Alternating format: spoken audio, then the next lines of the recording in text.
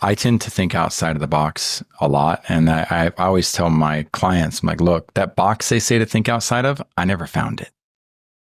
I've never once been in a box with how I think about things. And if you remember, there's an old movie called August Rush. It's a Robin Williams movie. Yeah. That was my favorite movie for years and years. Oh, cool. I almost didn't mention it. I was like, nah, I got to bring it up. So I'm glad we talked about it. And this kid has an incredible talent as a musician, and he's just going places. And they put him he gets into Juilliard, and then Robin Williams has this giant fit. He's this like hobo who kind of like, it's got a really weird relationship with these young musicians that are in poverty. But he goes on his soapbox and he's like, you guys are ruining musicians with the way you're trying to box everything in based on theory. Let the kid play. Let the kid do what he does. Stop trying to put him in this box. And so I'm not going to Robin Williams you on this. I like knowing about the boxes. And in some regards, some of my podcasts have to do with those boxes. And I think some of the best shows out there, though, are just so whimsical and like ridiculous.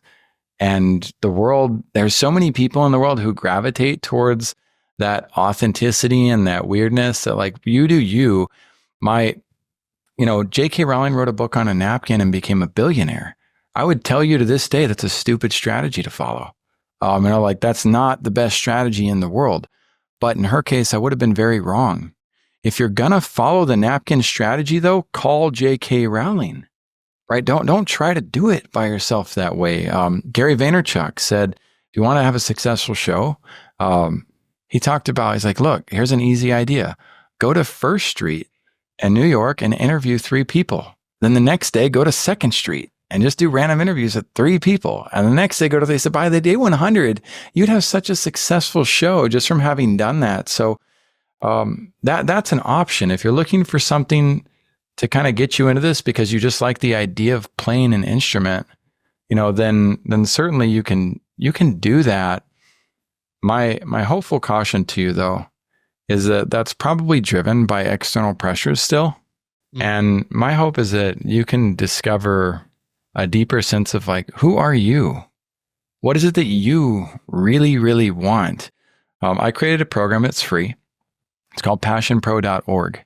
If you're an English lit major, you'll love the program because it asks you to write out your self-assessment. If you're not, you're probably not going to like it right now. I hope one day to have lots of counselors who can guide people through this self-discovery process, because the people who've gone through that assessment with you, some of them have life-changing experiences where they go, oh my gosh, I know exactly what I want to do. I know who I want to help. I know what I want to be when I grow up. I know I want to change my business model from this to that. It is so cool to see people's souls unlock at new levels that they could never anticipate before.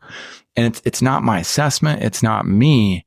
It is these individuals' willingness become more self-aware rather than just opening a vape shop because that's the latest version of a laundromat, or opening a laundromat because Rich Dad Poor Dad told you to do it, or opening what are those called? The vending machine thingies, right? Yeah. Getting involved in REI because everybody's a real estate investor now. You can go to Walmart and put a quarter in the soda machine and get an REI license. It's nuts how addicted we are to following the path that everybody else wants to follow.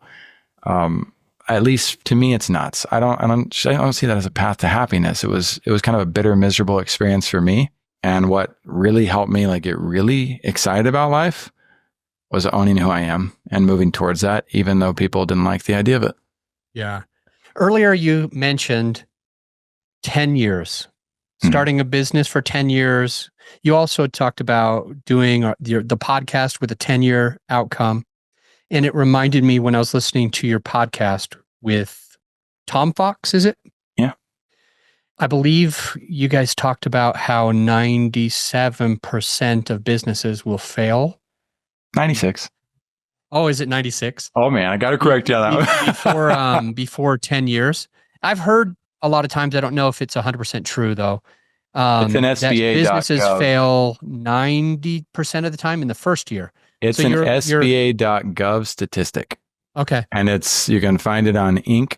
as well, their article on that.